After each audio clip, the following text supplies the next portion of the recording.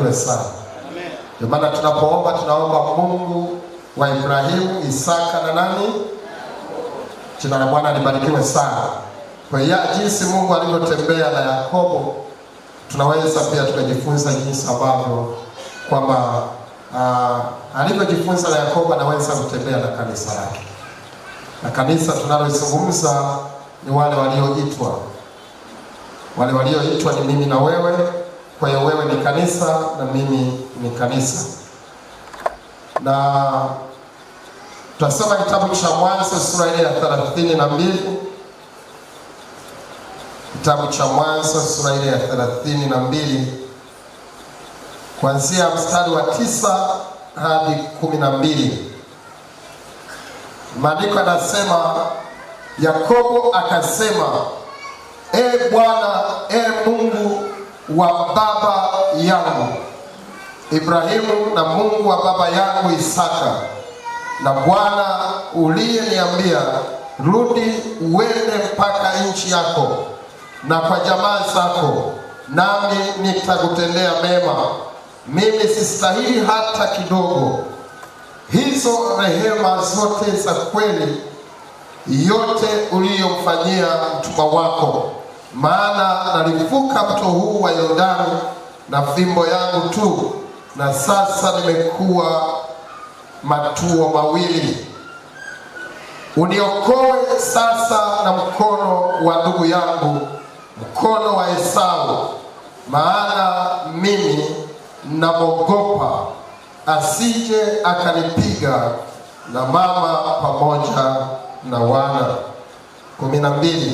Nawe ulisema, hakika nitakutendea mema, nami nitafanya uzao wako uwe kama mchanga wa bahari, usiohesabiwa kwa kuwa mwingi. Mungu alibariki neno lake, na watoto wa Mungu tuseme amina. Bwana Yesu asifiwe sana. Jumapili iliyopita tuliweza kuona jinsi ambavyo Yakobo alivyo weka agano kwa Mungu ya kwamba katika kile ambacho Mungu atambariki atampa au atatoa sehemu ya 10. Na hivyo Yakobo akafanya hivyo, na Mungu akambariki na kumbariki na kumbariki.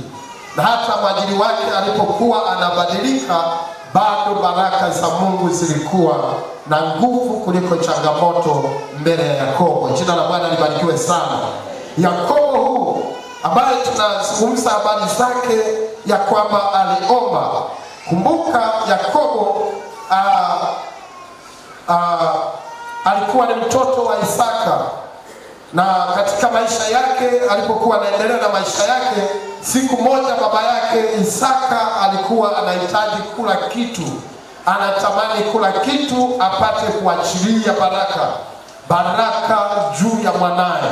Na hizo baraka zililenga juu ya mzaliwa wa kwanza au aliyekuwa mkubwa, lakini mama yake Yakobo alimpenda Yakobo zaidi, na akaenda akamnongoneza Yakobo ya kwamba baba yako anahitaji kitoweo, unachohitaji kufanya ni kutengeneza chakula umpelekee ale, halafu akubariki.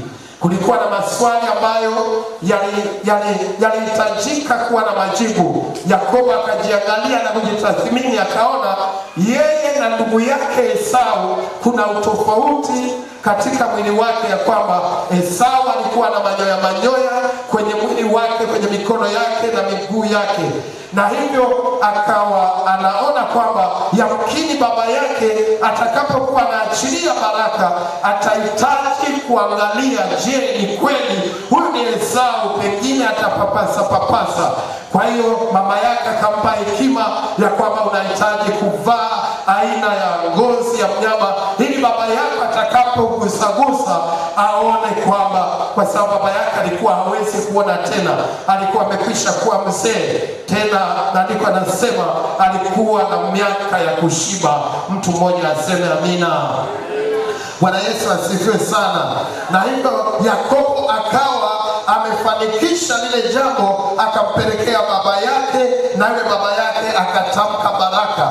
Esau anakuja anakuta Yakobo Yakobo tayari amekwisha kumpa baba yake chakula, na tayari baba yake amekwisha kumimina baraka zote, na Esau akaanza kujitambulisha, nimekwisha kutamka, huyu aliyenipa chakula tayari amekwisha kubeba baraka. Maandiko yanasema Esau akakasirika mno, akaghadhabika.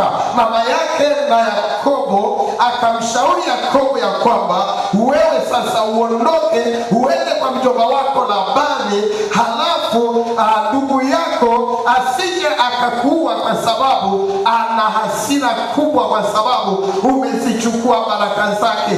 Yakobo akachukua fimbo yake akaondoka kwa mzee ambaye alikuwa ni mjomba wake. Wakati akiwa njiani amechoka, ilikuwa ni jioni, amechoka na hitaji kupumzika. Wakati amepumzika, ameweka kichwa chake kwenye jiwe, akaota ndoto, malaika wanapanda wanashuka, malaika wanapanda wanashuka.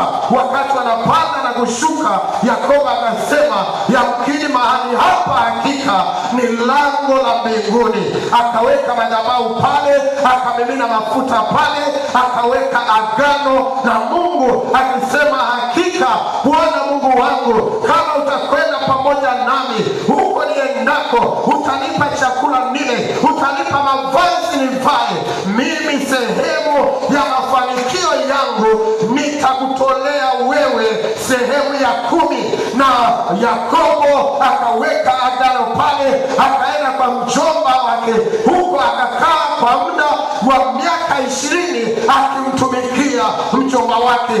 Miaka 20 imegawanyika kama ifuatavyo. Miaka 7 alitumika kwa ajili ya mke wake wa kwanza, na huyo mke wake wa kwanza alikuwa amedanganywa.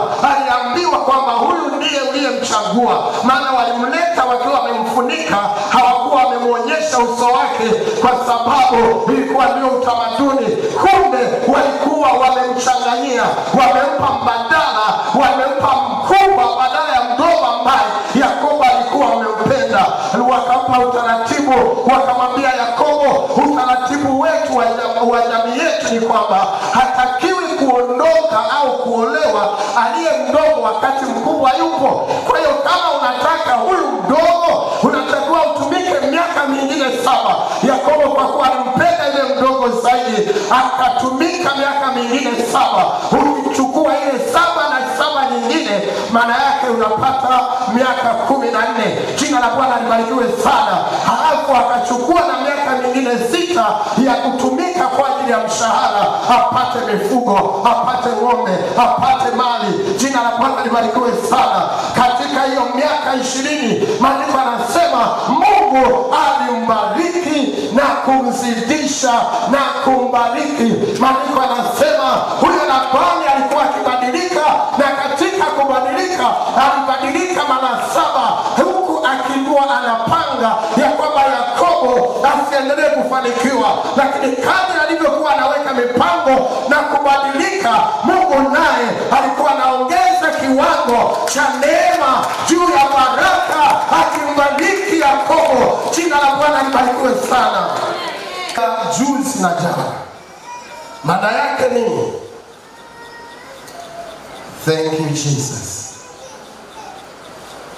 Rikarabashitoro. Ukienda ile sura ya 31,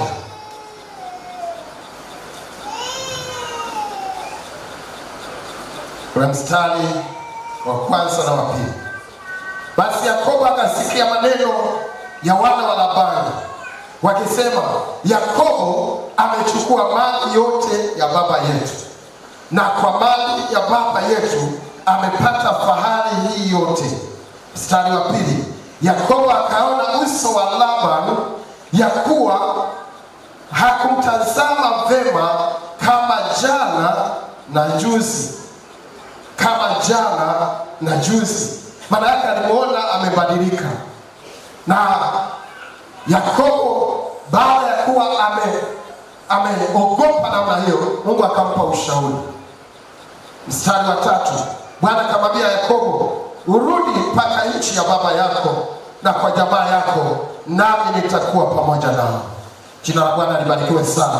Kwa Yakobo akafungasha vitu vyake, akachukua watoto wake, wake zake, watumwa wake, mifugo yake,